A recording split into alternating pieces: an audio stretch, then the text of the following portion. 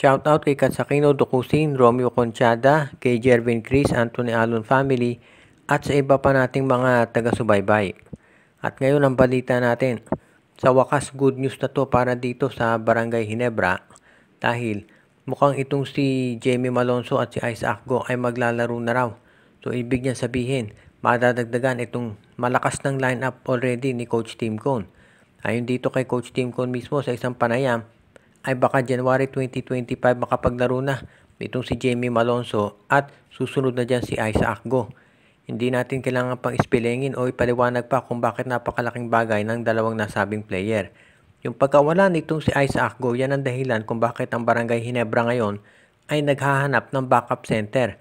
At yan ang dahilan kung ba't nauugnay na nga ang pangalan nitong si Terra Firma Center kay Mark Carino dito sa Barangay Ginebra. Itong si Isaac Go, pag nakabalik yan, siyempre, i-evaluate muna ng Ginebra ang kanyang performance kung magiging maganda ba o hindi. Kung gumanda performance nitong si Go, baka hindi na nila kailangan pang kunin itong si kay Mark Carino. At of course, si Jamie Malonzo pag bumalik yan, ano ba bang kailangan natin sabihin? High flyer yan talaga. Isa sa pinakamahusay na players dito sa PBA. At ang gandang kombinasyon nila nitong si Troy Rosario dito sa power forward position. Pwede rin na maging backup center na ni Japet Aguilar itong si Troy Rosario at balik starting forward itong si Jamie Malonzo.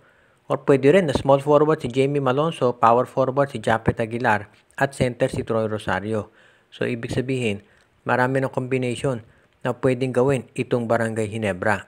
Kung gusto ni Coach Tim Cone yung malaki talagang lineup sa Philippine Cup, pwedeng Aguilar sa sentro, itong si Rosario sa power forward, si Malonzo sa small forward, at itong si Stephen Holt naman, ang ilagay niya bilang shooting guard. So, ang laking lineup niyan, panggilas na yan. Kaya dito natin makikita yung magiging advantage ng Barangay Ginebra kung sakasakali na ganyan ang maging position nila. As it is, dito rin natin masasabi na itong Barangay Ginebra ay magiging very ready na para sa mga susunod pang conferences. Dahil siyempre, itong si Isaac Go at itong si Jamie Malonzo, kapag 100% na yan, magiging malaking bagay yan para dito sa Gene Kings. Ngayon, ito si Jeremiah Gray, sinabi ni Coach Tim Cone, wala pang timetable yung pagbalik niya dahil medyo mas seryoso daw yung naging injury. At dahil dito, pumapasok na yung mga balita na baka itong si Jeremiah Gray ay mailagay na sa trading block ng Barangay Ginebra. O kaya naman, baka itong si Ben Adamos.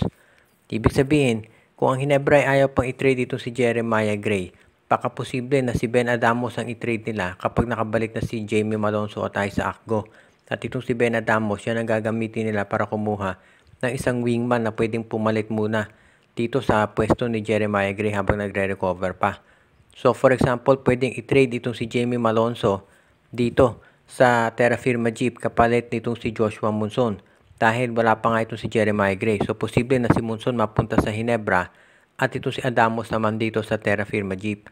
Isiyan daw ngayon dito sa kinukonsiderang mabuti ng Barangay Ginebra para maging mas maganda yung team plano kanilang lineup. Dahil mukhang medyo matatagalan yung pagbalik ni Jeremiah Gray, mukhang si Monson muna ang titignan nila kung posibleng makuha.